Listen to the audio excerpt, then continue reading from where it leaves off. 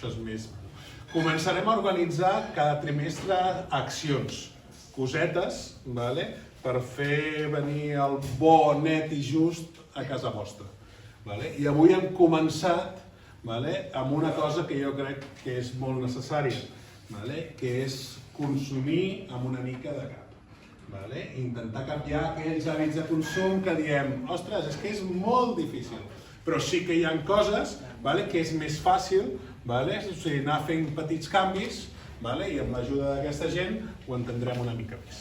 Després, l'altre, el que volem intentar avui és entendre els projectes d'aquesta gent.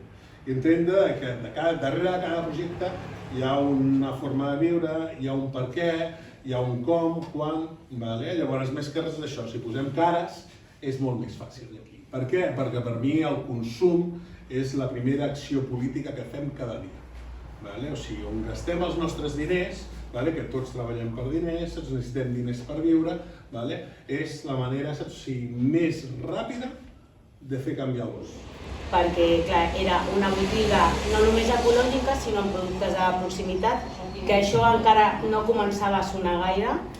Fa, potser 20 anys una cosa així, ecològic sí, però proximitat era com, és la botiga al costat. No, però havies de fer entendre tot això. I a més el barri, doncs, no és un barri per aquest tipus de botiga, com en deien sempre, però hem estat allà, picant pedra, perquè crec que és una botiga que fa una mica de coacció social amb el barri.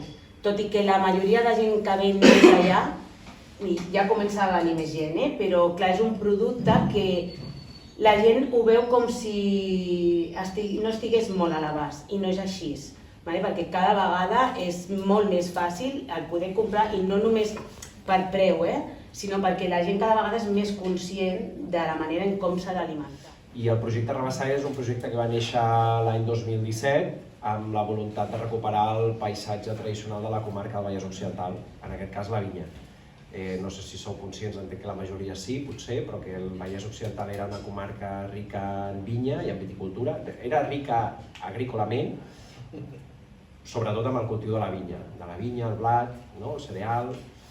Amb la industrialització de la comarca, amb la proximitat a la ciutat de Barcelona i amb el creixement i la urbanització de les ciutats, doncs el territori agrari i la superfície agrària va anar disminuint, i un dels principals cultius afectats va ser sinó que el que volíem era tornar a fer vi aquí a casa i tornar a plantar la vinya.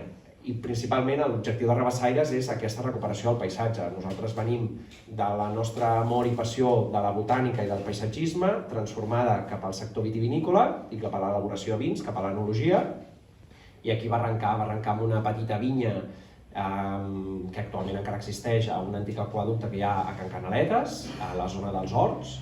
Allà vam començar el 2017 a elaborar vins d'aquella vinya i nosaltres vam arribar allà, vam començar a fer vins, vam arrendar aquella vinya amb els anys i la vam tenir arrendada fins l'any passat.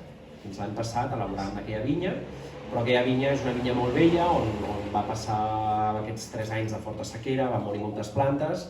El projecte Rabassaires va passar de ser un projecte més romàntic, un projecte secundari que combinàvem amb la nostra professió, que també era el món del vi, però d'una cosa més secundària va passar a la voluntat de ser una cosa principal, vam arrendar més terres, hem plantat més vinyes, actualment ara gestionem 5 hectàrees de terres, de les quals 3,5 són vinya. A Sant Cugat del Vallès i a Terrassa tenim vinyes conreades, també plantades, i ara estem pendents, aquest any, si tot va bé, i després al final, si em deixeu, us explicaré una petita cosa, però estem pendents de plantar una vinya d'1 hectàrea i poc aquí a Cerdanyola, a la mateixa zona de Can Canaletes, al passeig que hi ha aquell, que hi ha camps a banda i banda, doncs allà també aquest any plantarem una vinya.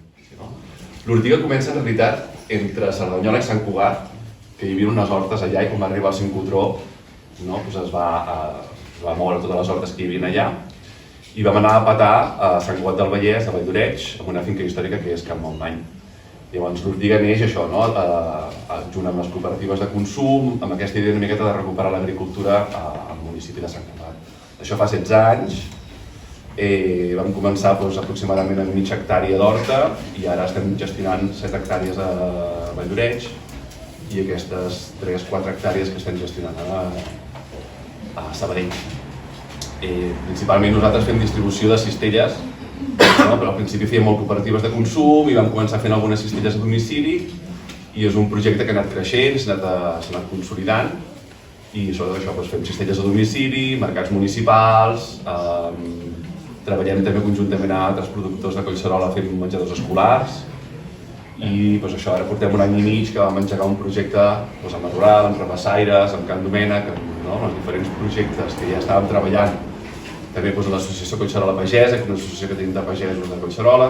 Vam engegar aquest projecte de comercialització, de donar una miqueta més d'obertura al projecte o als productes a altres canals de comercialització, com són botigues, botigues i restaurants, i al tastet trobareu això, verdures de molta proximitat.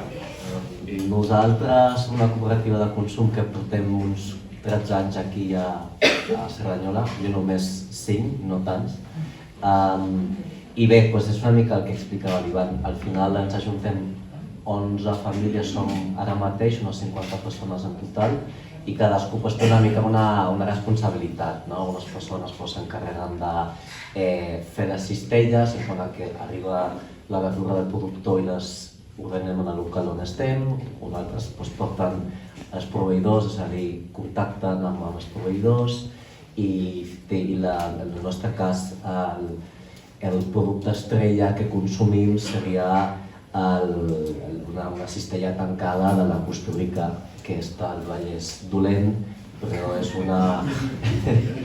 De fet, vinc en nom de l'associació SOMES, que vol dir Som Economia Social i Solidària, i és una associació que ens hem anat creant una mica per això que deia l'Isaac, perquè vam anar veient, partint d'una experiència molt simple com és promocionar la cooperativa Som Energia, hem anat veient la importància, el valor i la potència que té l'economia social i solidària. De manera que, brevíssimament, us explico. Abans de la pandèmia hi havia una sèrie de gent aquí a Cerdanyola, quan Som Energia estava començant, ara tothom la coneix, si no us l'explico també amb més carinyo. Ens preguntaven, escolta, com ho he de fer per tallar la llum de Som Energia? És veritat que la llum és renovable? És veritat com funciona? Què hem de fer per participar? I clar, diversos que ens feien la mateixa pregunta i demà, ens ajuntem i fem un punt d'informació i el fem obert al públic i el fem per tothom.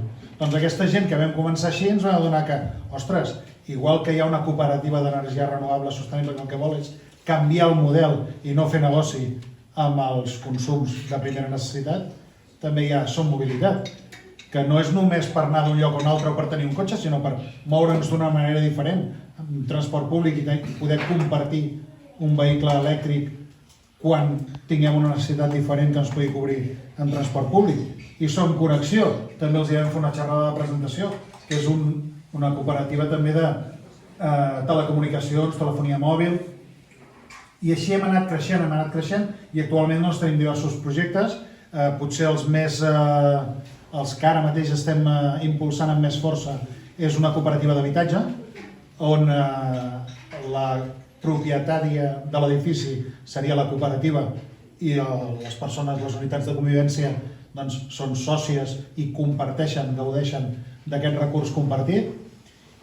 També, si voleu, podem explicar exactament com està funcionant i quins terminis estem preveient. O, per exemple, l'última que vam presentar fa un parell de setmanes, que és la Cosoteca de Ripollet, que ens va engrescar molt. Teníem les notícies de la Biblioteca de les Coses de Sant Martí de Barcelona, que anaven apareixent altres, i la Cosoteca, els de la Gresca han fet aquest servei a Ripollet, el vam presentar, i estem ara mateix dilluns tenim reunió i decidirem si muntem nosaltres una Cosoteca a Cerdanyola o directament ens ajuntem amb la de Ripollet i posem un punt de distribució, de recollida i lliurament d'objectes. Veieu els florers d'aquest?